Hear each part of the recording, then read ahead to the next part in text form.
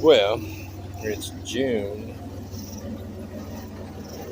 2024. Dwayne Percivill, DL 176-38321. It's Monday afternoon. Sunset's going down and stuff, but it's pretty nice. So anyhow, so I tell the truth about things.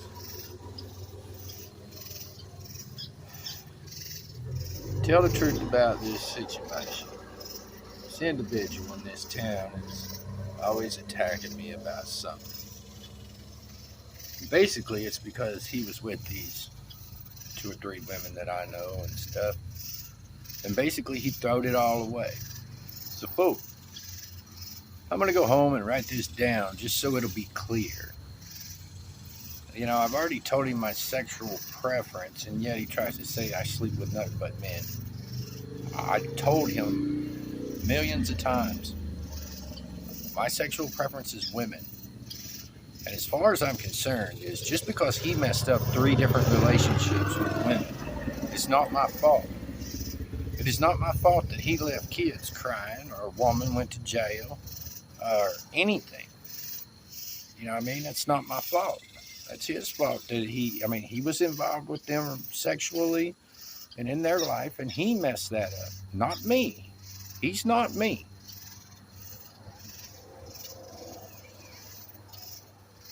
I have told him this time and time again.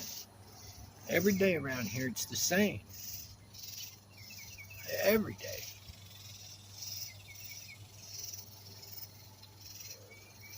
Just because he messed up his relationships don't mean he's got to attack me.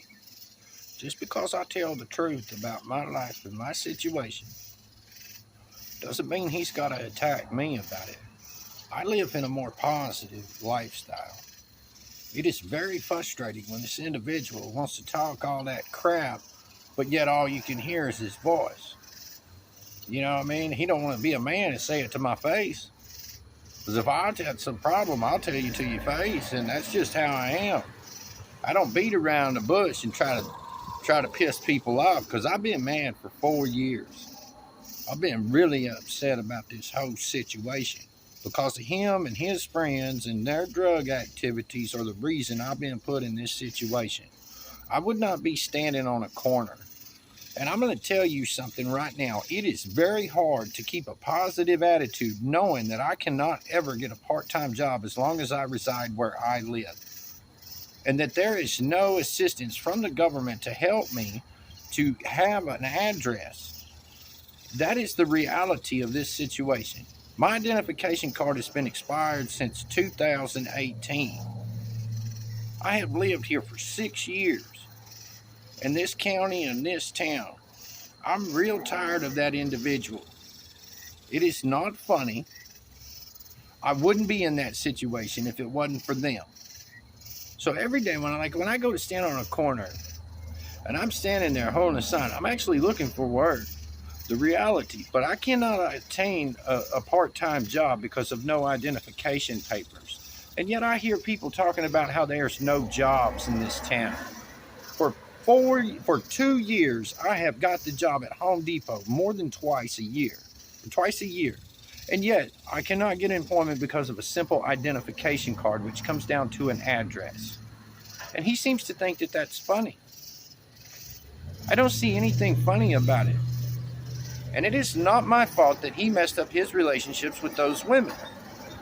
He brought them nothing but DWIs and drug possession charges and their kids taken away. Neither one of those 3 women would have gave me the time of day. And you just got to ask yourself, what would have happened if they would have? Maybe they wouldn't have been in all that trouble. If they'd have just listened. I told them not to go off with them. Bad people. You have no idea how hard it is at all to stand on that corner and have a positive attitude in life. And I'll be dang if he's going to ruin my positive outlook on life.